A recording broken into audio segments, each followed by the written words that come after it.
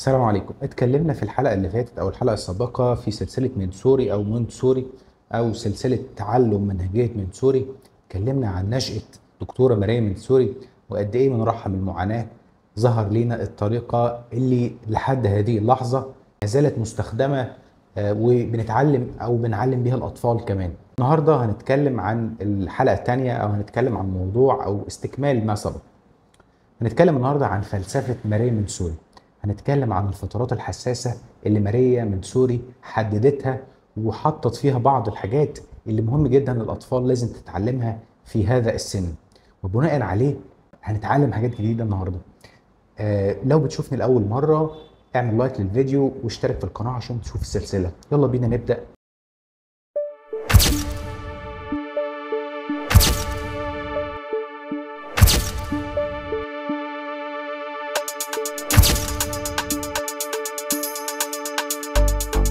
فلسفة مونتسوري بتعتمد على احترام فردية الطفل.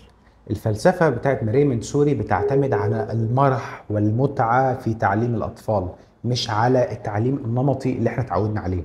مونتسوري بتهتم جدا ان هي كل فرد او كل طفل يكون مستمتع وبيلعب وبيمرح، وفي نفس الوقت بيتعلم مهارات وحاجات جديدة، بداية من الحاجات اللي بتساعده للحاجات الأكاديمية والحساب وتعلم اللغة كمان.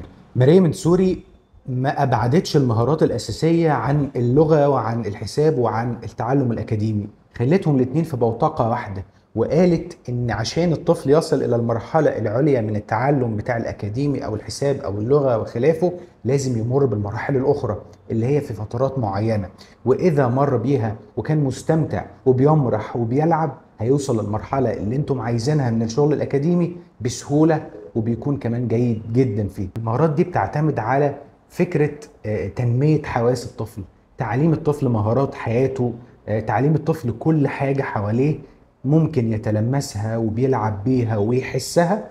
ماريا مونتسوري دخلتها في تعليم الطفل ولعب. ماريا مونتسوري بتقول إن أهم مكان الطفل بيتعلم فيه هو بيت الطفل.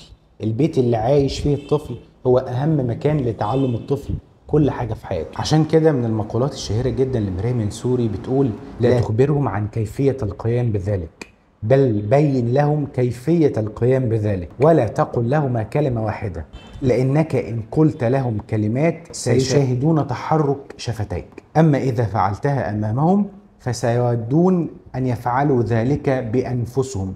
يعني ببساطة ما تقول لهمش أنت النشاط ده هتعمله ازاي، لكن اعمله قدامهم من غير اي كلام، وساعتها هيحاولوا يعملوا نفس النشاط من غير ولا كلمه. وعشان كده ماريا مونتسوري عملت او قالت ان في 6 فترات حساسه الطفل بيمر بيهم.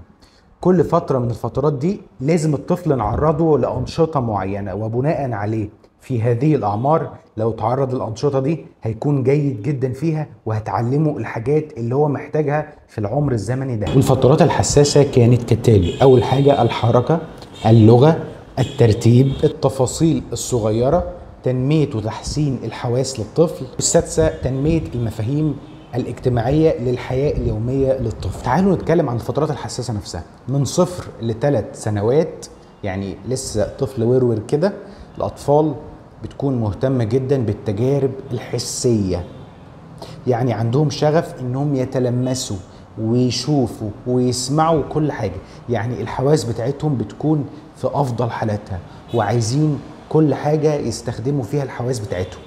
خلي بالك. طيب من 0 لسنة بالتحديد بيكون الجزء هنا حركي. الطفل هنا بيعتمد على الحركة، بيبدأ يقعد، يتحرك، يقف، يمشي، يحبو، بيكون هنا اعتماده حركي اكتر، يعني بيستخدم جسمه او الحواس بتاعته بشكل حركي اكتر. ماريا مونتسوري بتقول ان اللغة بتكون من 0 ل6 سنوات في اعلى مراحلها.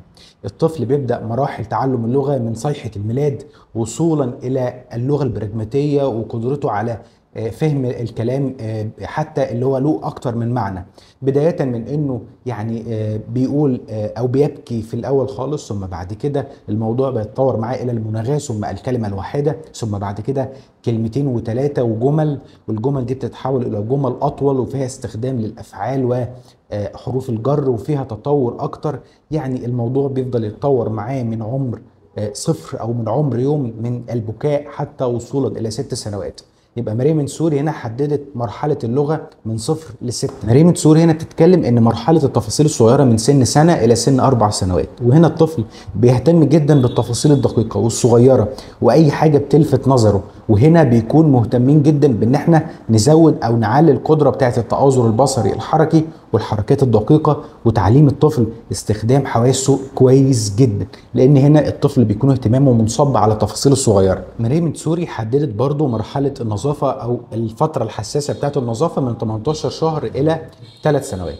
هنا مريم منصوري بتقول الطفل بيكون عنده قدره على التحكم في اعصابه اكتر، وعنده التحكم اكتر في المثانه، ونقدر نعلمه البوتي او الحمام، وكمان نقدر نعلمه مهارات تساعده انه يحافظ على نظافته الشخصيه ونظافه المكان اللي هو عايش فيه. ايضا حددت مريم منصوري فتره التنظيم والترتيب والروتين من سن 2 سنه الى 4 سنوات، وهنا في المرحله دي الطفل بيكون عنده قدره برضو ان احنا نخليه يتبع روتين معين في التعلم وروتين معين في حياته، في كل الأنظمة بتاعة صحيانه وصولا إلى نهاية اليوم إنه ينام. لو عملنا روتين للطفل، الطفل بيقدر يتعلم في هذا العمر هذه الأشياء. بنقدر نتدخل على المهارات اللي فيها أدب وذوق وإتيكيت والكلام اللي شبه ده كده من عمر 2 إلى 6 سنوات. عمر كبير 4 سنين نقدر نعلم الطفل فيهم المهارات الخاصة بهذه الاشياء، خاصه ان الحواس بتاعه الطفل بتكون بتتطور بشكل كبير جدا، خاصه من بعد السنه الثانيه الطفل بيكون عنده قدره اكبر على استخدام حواسه كلها بشكل افضل، وكل ما الحواس تكون شغاله افضل كل ما نقدر نوظف ده بشكل افضل في تعلم مهارات زي المهارات الاجتماعيه والادب وخلافه. برضو من الفترات الحساسه اللي اتكلمت عنها مريم منصوري هي مرحله الكتابه، وقالت ان هي من 3 سنين ل4 سنين. واكتشفت برضو مريم منصوري ان الكتابه بتسبق عمليه القراءه، فعشان الطفل يقرا لازم يكتب الاول. وهنا مش مطلوب منه ان يكتب اكاديمي وارقام بس، لا، انت الموضوع متدرج ولسه هنتكلم عنه ده في الحلقات القادمه ان شاء الله. برضو حددت مرحله تعلم الحساب من سن 4 سنوات الى 6 سنوات، ومريم منصوري صممت ادوات والعاب حسيه لطيفه جدا جدا جدا الاطفال بتحبها وتحب تتلمسها وتتعلم منها مهارات الحساب بشكل كويس جدا، وبرضو هنتعلمها ان شاء الله في الحلقات. كملوا معايا بس الحلقات للاخر. مريم منصوري برضو حددت 4 فترات عمريه او سنيه الاطفال بتتطور فيهم، كل مرحله منهم ليها شكل معين وفيها تطور معين. المرحله الاولى وحددتها من عمر 0 ل6 سنوات، وهنا الاطفال بيكون التطور الجسدي بتاعهم سريع، عندهم حماس للتعلم اكتر، بيكون عندهم قدره على التعلم اسرع بكتير، النمو بتاعهم زي ما قلنا الجسدي والعقلي اسرع بكتير، ودي اهم مرحله، ودي مرحله التاسيس. وبرده مريم منصوري جوه المرحله الاولى دي حددت شويه مراحل صغيره من 0 ل2 ومن 2 ل3 ومن 3 ل4 ومن 4 ل6. دي المراحل اللي جوه المرحله الاولى. المرحله الثانيه بتكون من عمر 6 سنوات ل 12 سنه. الاطفال جسدهم ما بينموش بسرعه زي المرحله الاولى، ولكن هنا الطفل بيكون التطور بتاعه الاكاديمي احسن بكتير من المرحله الاولى.